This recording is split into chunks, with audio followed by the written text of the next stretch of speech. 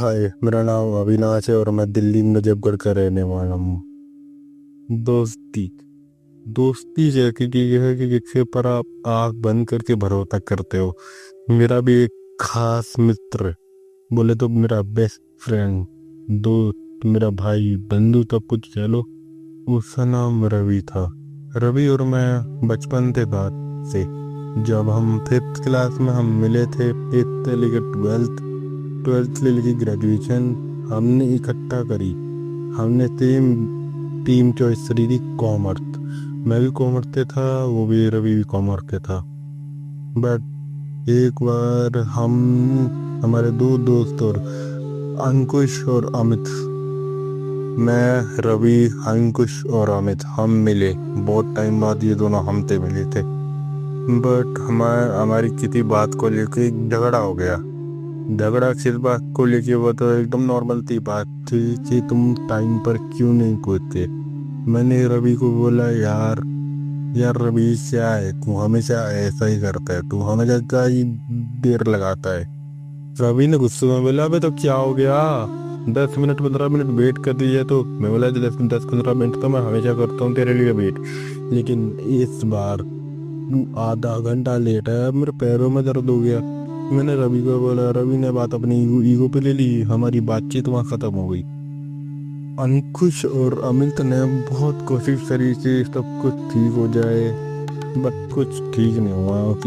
उसके 1 महीने बाद रवि का मुझे फोन आया, उसने मुझे बुलाया। मैं जरा आया, मेरे को लगा ये सब तो ठीक है, मैंने अपने एंड से तो उसे माफ कर दिया था, लेकिन मुझे नहीं पता था उसने मेरे लिए कुछ बड़ा सोच रखा था। वो मिठाई लेके आया था। उसने बोला, भाई मिठाई कहाँ? मैं बोला, कि खुशी में। उसने बोला, मेरी नौकरी लग गई दूसरी जगह, ज़्यादा सच में। मैं खुश हो गया, मैं मिठाई खा रही है। मेरे को लगा कि मेरे भाई की नौकरी लगी है, मैंने ये सोच के मिठाई खा ली। मिठाई खाने के बाद ऐसा कुछ नहीं हुआ, वही हमारी बात वगैरह हुई। फिर मैं वहाँ से चला गया, घर आया। घर आने के बाद, मतलब रात का खाना खाने के बाद, मेरे को ऐसा लगा कि कोई मेरे चारों तरफ घूम रहा है। मुझे लगा कि ऐसा ही हुआ, मेरा वहम हुआ या मैं थक गया होऊंगा, तो मैंने ध्यान नहीं दिया। 6 7 रातें ऐसे ही निकल गई और मेरा वजन जो है वो घटने लगा। मैं अंदर अंदर से टूटता जा रहा था। मेरे घर वाले नोटिस कर रहे थे कि ये सुबह ड्यूटी जाता है, शाम को आता है, खाना भी नहीं खाता, और खाने को बोलो तो बोलता है ऑफिस में खा लिया, लेकिन मैं ऑफिस में भी नहीं खाना खाता था। मैंने 6 7 दिन तक खाना भी नहीं खाया था, मेरी ऐसी हालत थी। मैं बस पानी के ऊपर जिंदा था। जैसे तैसे करके ये सब चल ही रहा था।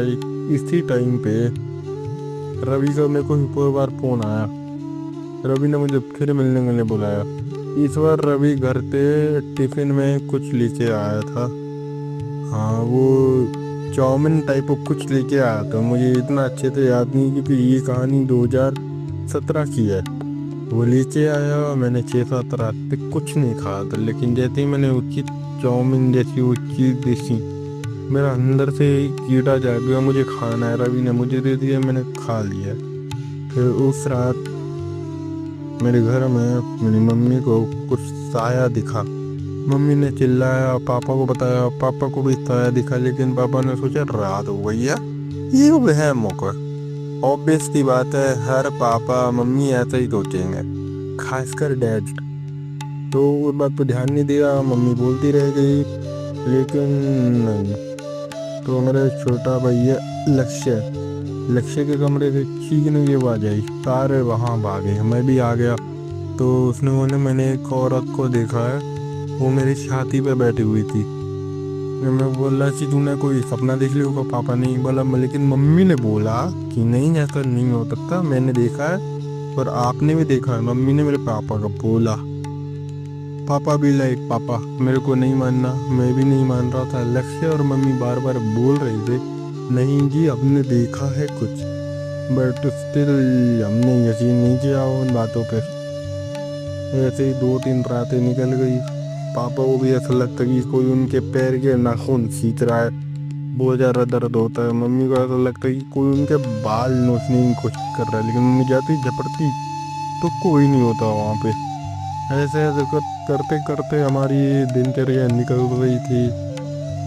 फिर मेरे को रवि का एक और बार फोन आया, वो कोई पानी लेके आया था। इसी बीच मैं घर में थोड़ा थोड़ा खाना खा रहा था दिखाने के लिए, वो पानी नीचे आया, मैंने वो पानी भी पी लिया क्योंकि मेरे को भरोसा था, दोस्ती आ रही थी। मैं वो पानी पी लिया। इसी बीच मैं जहाँ मेरे ऑफिस में था वहाँ से मेरे से सेल्स टारगेट अचीव नहीं हो रहे थे। लड़ाई झगड़ा वहाँ पे भी हो रहे थे, हीटिंग आर्ग्यूमेंट वगैरह, तो मेरी नौकरी चली गई। मैंने घर पे बताया, पापा ने बोला कोई बात नहीं, दूसरी जगह मिल जाएगी, तो टेंशन मत ले। फिर भी इतना ज़रा सीरियसली नहीं लिया। फिर लक्ष्य को ऐसा कि फिर लक्ष्य के ऊपर बात आई। लक्ष्य 12th क्लास में, लक्ष्य भी पढ़ाई में ध्यान नहीं दे रहा था। लगा लो हम चारों लोगों को ऐसा लग रहा था कि कोई है हमारे सामने, लेकिन हम इस बात को एक्सेप्ट नहीं करते थे कि हाँ कोई है, वाकई में कोई है। फिर एक रात है तो वो कि मेरे पापा को किसी को बुलाना पड़ा। एक रात है तो वो भी मेरे पापा को ऐसा लगा कि इसने बाल से पकड़ के अरे खड़ा कर दिया उस चलती नींद में। जब वो सो रहे थे तो ऐसा हुआ, तो मम्मी डर गई। पापा ने अगले दिन ही किसी को बुला लिया घर पे। बाबा ने मेरे को बैठाया, हाँ भाई। बाबा ने मेरे तो ऐसे पूछा, हाँ हाँ, लड़ाई हुई थी तेरी? मैं बोला किससे बाबा? हाँ तेरा दोस्त रवि, उससे तेरी लड़ाई हुई है। मैं बोला बाबा आप उसे क्या पता, मुझे लगा घर वालों ने बता दिया होगा। लेकिन बाबा आप सब कुछ ठीक है? हाँ सब कुछ ठीक तो नहीं है, बाबा ने ऐसा बोला। मैं बाबा की तरफ देखूं, बाबा मेरी तरफ देखे, लक्ष्य भी बाबा की तरफ देखे। फिर बाबा ने बताया मिठाई खाई थी। मैंने ये वाली बात घर में किसी को नहीं बताई थी। मैं ये सुन के चुप हो गया। बाबा ने बोला मिठाई खाई थी, तो चल ठीक कोई बात नहीं। चाउमीन खाई थी जो वो लेके आया था, और वो पानी था तूने खाया था? मैं बोला बाबा हाँ। तो बेटा सुन, वो तेरी तरक्की से जलता है बहुत ज़्यादा, जितना जल्दी हो सके उसका साथ छोड़ दे। उस दिन जब टाइम को लेकर तुम्हारी भी लड़ाई हुई थी, अंकुश और अमित ने खूब समझाया था, वो समझा नहीं। और उसने तेरे पीठ पीछे अंकुश और अमित को बोला था कि मैं टोटका करूँगा एक से ऊपर। अंकुश और अमित ने उसको मना किया था, लेकिन वो माना नहीं, रवि ने टोटका किया तेरे ऊपर। फिर बाबा ने अपने झोली में से एक भगूत निकाली, के अंदर गंगा जल मिक्स किया, कुछ मंत्र पड़े, और मुझे पिला दिया। मैंने उल्टे में काला पानी निकला, बाल निकले, अब नाखून निकले, सिंदूर निकला, चाउमीन निकली, वो मिठाई निकली। मैं बोला बाबा ये अभी तक पची क्यों नहीं? उन्होंने बोला ये तेरे को पचा नहीं थी, तू ऐसे कमजोर हो रहा था, तेरा खून चूस रही थी, वो आत्मा हुई थी। और फिर बाबा ने एक गुड़िया ली, गुड़िया को लाल धागे से लपेटा, पूरा एकदम सही तरीके से सारी चीज़ों को किया गया। गुड़िया ली, उसके अंदर सुन चुबाई, कीलो से हमारा घर बांध दिया। और मेरे को बोला गुड़िया 50 किलोमीटर दूर एक जंगल है, वहाँ गाड़ के आ जा, पीछे पलट के मत देखिए। जब मैं वहाँ जा रहा था तो आवाज़ें आ रही थी कि अविनाश, मैं एकदम डर गया। कभी मेरी बुआ की लड़की मुझे बता रही, कभी मेरा मामा बुला रहा मेरे को, कभी मेरी बुआ, कभी मेरे मम्मी, कभी मेरा पापा, कभी रवि, कभी अंकुश, कभी अमित। ऐसा लग रहा था कि कोई बुला रहा है मेरे को, अविनाश अविनाश, ऐसे ही करके क्या मेरे को बार बार कोई ना कोई बुला रहा था। लेकिन मैं पीछे पलट के नहीं देखा, मैं सीधा घर आ गया। घर आते मैं बेहोश हो गया। घर वाले मेरे को अंदर ले आए, लेकिन बाबा को मेरी बाइक में कुछ गड़बड़ लगी।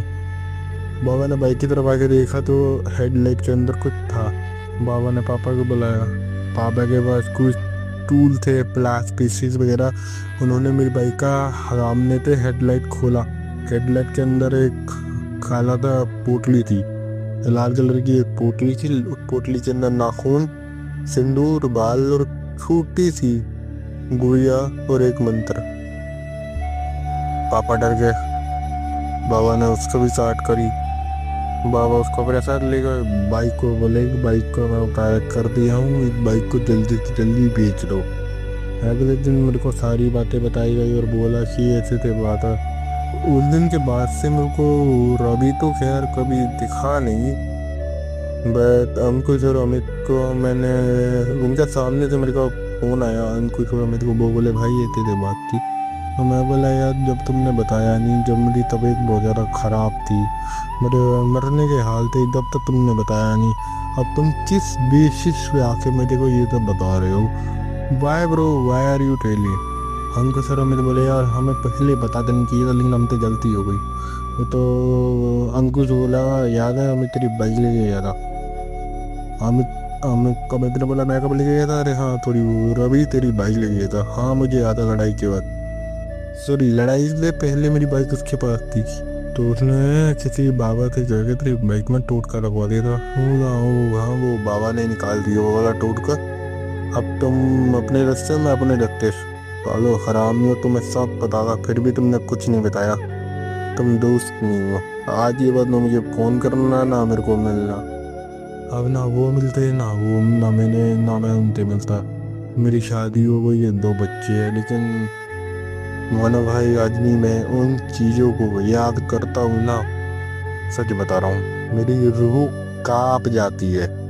कांप उठता हूँ मैं बार बार जब भी मैं उन चीज़ों को याद करता हूँ, बार बार। मैं यही बोलूँगा इनमें कि सबसे बच के रहो। बाकी ता खैर कुड़े मेरा जी नहीं लगता।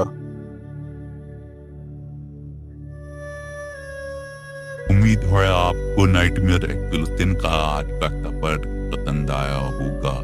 आपकी भी नींद उड़ गई होगी। अगर आपको ऐसे ही अनोखे और डरावने अनुभव पसंद है तो हमारे चैनल को सब्सक्राइब करें और बेल आइकन दबाना ना भूले, ताकि कोई भी नाइटमेयर आपसे छूटे ना। हमारे लेटेस्ट अपडेट और बिहाइंड द सीन के लिए हमें फेसबुक और इंस्टाग्राम पर फॉलो करें। हमारे हिंदवेल नाइटमेयर एक्सक्लूसिव ही है।